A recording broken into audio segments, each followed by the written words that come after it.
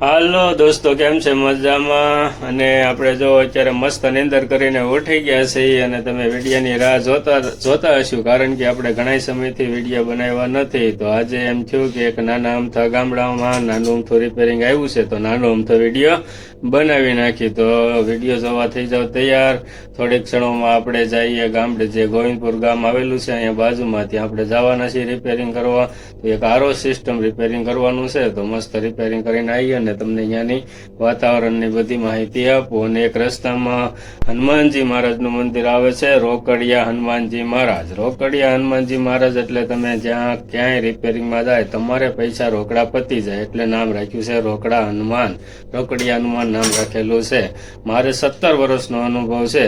રોકડિયા હનુમાનજી મહારાજના દર્શન કરવા જાઓ એટલે તમારું કામ એકદમ મસ્ત ક્લિયર થઈ જાય. તો ચાલો દોસ્તો, અત્યારે ચા પીવા. તો જો મસ્ત ચા બની રહી છે, તો ચા પાણી પીને પછી આપણે જઈએ રિપેરિંગમાં. જો દોસ્તો, આ ઠંડા વાતાવરણમાં મસ્ત આદુવાળી ચા બની રહી છે.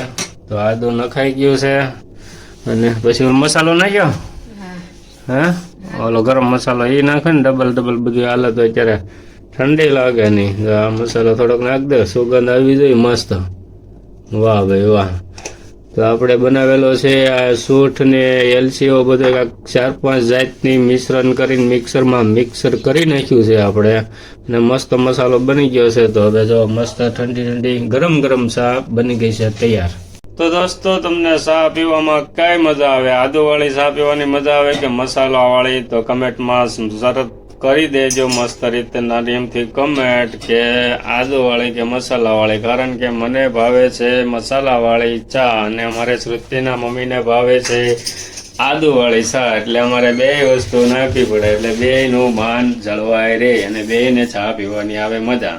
તો ચાલો દોસ્તો, અત્યારે ઓલરેડી ચા આવી ગઈ છે, રકેબીમાં આવી રહી છે.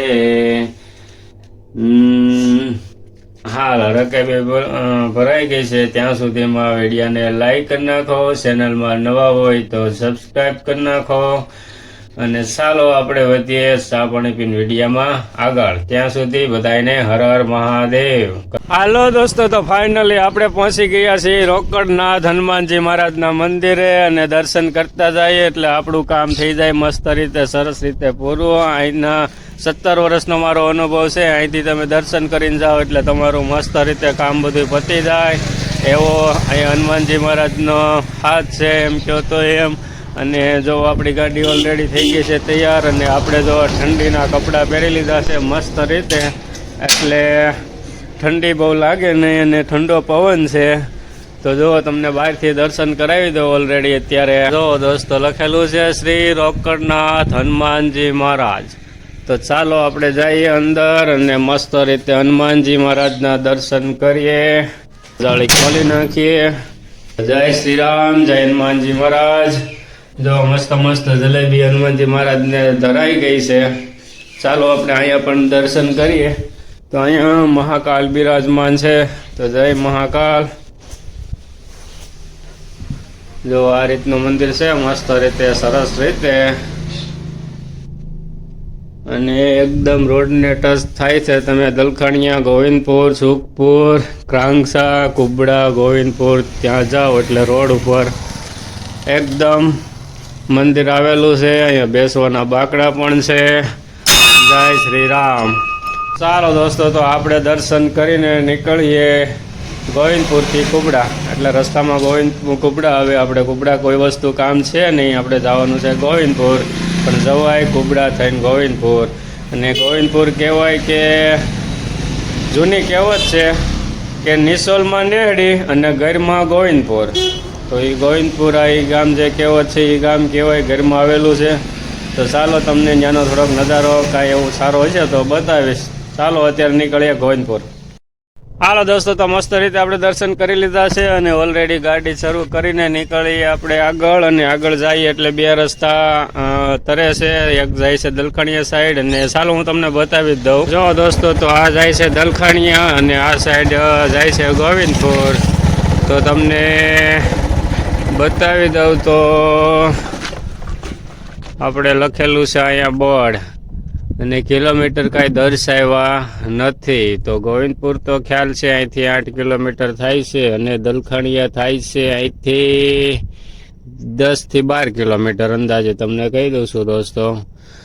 તો આપણે જવાનું છે ઓલરેડી અહીંયા દલખાણીયા ગોવિંદપુર, અને આ જાય છે આપણે સાઈડમાં જે થઈને ગયો એ જાય દલખાણીયા, કુબડા, ક્રાંગસા, ને અહીંયા આવશે કુબડા. તો ચાલો આપણે હવે નીકળીએ.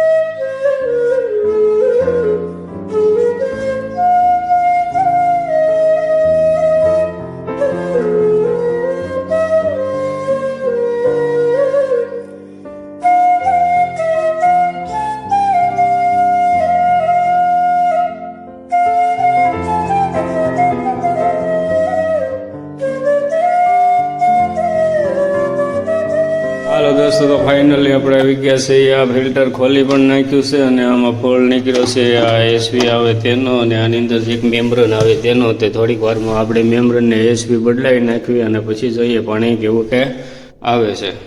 હાલો દોસ્તો, તો આપણે ઓલરેડી આ મેમ્બ્રેન હાઉસિંગ નાખી દીધું. મેમ્બ્રેન હાઉસિંગમાં મેમ્બ્રેન નાખી દીધી છે અને એસવી હજી નાખવાની બાકી છે. આ નીકળી છે જૂની મેમ્બ્રેન અને નવી મેમ્બ્રેન ઓલરેડી આપણે નાખી દીધી છે. તો જોઈએ કેવું કે પાણી આવે છે. આ થોડીક વાર પછી એસવી પણ બદલવાની છે, એ પણ ખરાબ છે. તો આપણે અત્યારે કરીએ મશીન શરૂ. હાલો દોસ્તો, તો ફાઇનલી ફિલ્ટર રિપેરિંગ કમ્પ્લીટ થઈ ગયું છે અને જો મસ્ત રીતે પાણી આવી ગયું છે. આ ફિલ્ટરમાં પાણી ધીમું જ આવે, ફૂલ પાણી ન આવે આપણે નળમાં આવે એવું. અને હવે પાણી પણ નીકળી રહ્યું છે. તો ચાલો આ 1, 2 અને આ 3 વસ્તુ નાખી કમ્પ્લીટ રીતે રિપેરિંગ થઈ ગયું છે. તો હાલો એનો પ્રોબ્લેમનો સોલ્વ આપણે કરી નાખ્યો છે. તો હવે આપણે નીકળીએ ઘર સાઈડ.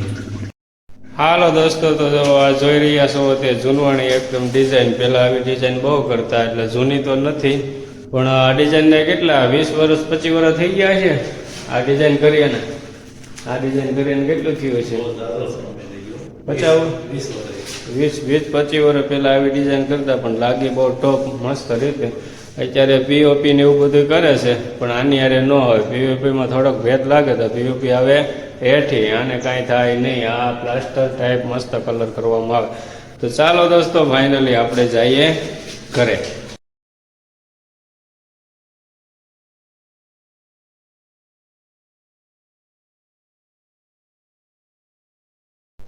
હાલો દોસ્તો, તો ફાઇનલી આપણે આવી ગયા છીએ ઘરે. અને જો આપણે હજી કોટ બોટ પહેરેલો જ છે અને અત્યારે એમ થાય છે કે કોટ કાઢવો નથી. એટલો ઠંડો ઠંડો પવન છે એની વાત પૂછોમાં. તમારી ત્યાંય પણ છે ઓલરેડી. ગુજરાત તો આખું એસીમાં જ છે. તો અત્યારે વાગી ગયા છે 6:30 અને આપણે ઓલરેડી ભગવાનને મનાવી લઈએ અને પછી જોઈએ રસોડામાં આજે આપણે શું જમવાનું છે.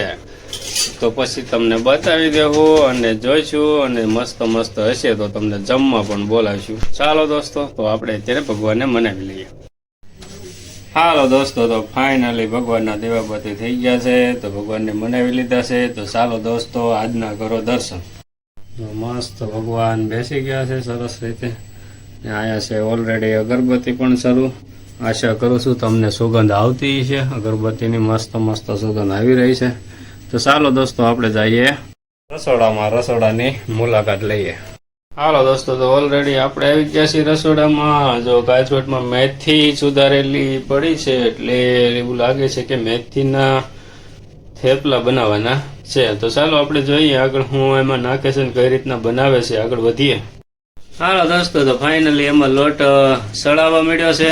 આગળ જોઈએ શું આવે છે. હાલો દોસ્તો, તો આ પડી રહ્યું છે નમક, આ પડે છે હલ્દી, હળદર, આપણે આવી ગયું મરચું, લચ્ચણ વાળું મરચું. મસ્ત લચ્ચણ વાળું મરચું હોય એટલે ટેસ્ટ બહુ સારો આવે ઢેબરામાં. અને આવી ગયું આપણે ધાણા જીરું, અને માનો કે એમાં આવી જાય તેલ. તો આવી ગયું છે તેલ અને આવી ગયા છે તલ. વ્હાઈટ તલ પણ તમે નાખી શકો. જો કે રેસીપી વાળા તો ગમે એ વસ્તુ નાખે. ઘણી રેસીપીની ચેનલમાં જોતા હોય ને વિડીયા, તો એમાં ગમે એ વસ્તુની ગમે એ વસ્તુ બનાવી નાખે અને એમ ખબર છે એમાં કાંઈ આપણે ટેસ્ટ તો કરવા નથી અને એકદમ આમ તમારે ડીશ બનાવી નાખે, આમ ઉપર ધાણા પાણા નાખીને કાદું ફૂલનું પત્તું મૂકીને કે જો આપણી ડીશ થઈ ગઈ છે તૈયાર એમ કરી દે. પણ આપણને મોઢામાં પાણી આવી જાય, પણ કેવી બનીને ટેસ્ટ તો કે આપણે લઈ શકવા નથી. તો દોસ્તો ચાલો આપણે થોડીક વાર પછી મળ્યા. હાલો દોસ્તો, તો ફાઇનલી ઢેબરા તૈયાર થવા મળ્યા છે. તો ચાલો આપણે જોઈએ કે કેવા થેપલા બન્યા છે, ખાવાની કેવી મજા આવે છે. ગરમ ગરમ થેપલા. શું બનાવીશો શ્રુતિ? થેપલા. હે, અમારા શ્રુતિબેન વણે છે. તો કેવી મસ્ત મસ્ત ભાજી દેખાય છે. તો આ થેપલા મસ્ત જો એકદમ સરસ મજાના બની રહ્યા છે. તો ઠંડીના થેપલા છે, મજા ખાવાની. હાલો દોસ્તો, તો ગરમ ગરમ એકદમ થોડુંક કુરકુરા જેવું થઈ ગયું છે મસ્ત. તો આવી જાવ થેપલા ખાવા. હે, અમારા શ્રુતિબેન ને કુરકુરીઓ બહુ ભાવે, કારણ કે એને શેની હારે ખાય? સોસ હારે ખાય શ્રુતિ? સોસ હારે ખાય.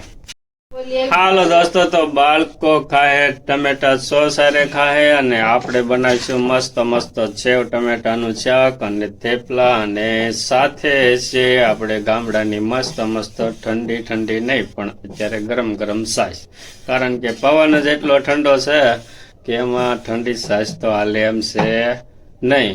તો ચાલો દોસ્તો, આપણે બેસી જાય જમવા, અને થેપલા ભાવતા હોય એ આવી જાવ જમવા મારી સાથે. અને અત્યારે આ વિડીયાને આપશું વિરામ. વિડીયો પસંદ આવ્યો હોય તો લાઈક, શેર, અને વિડીયોમાં ન હોય તો સબસ્ક્રાઈબ કરી લો દોસ્તો. હર હર મહાદેવ.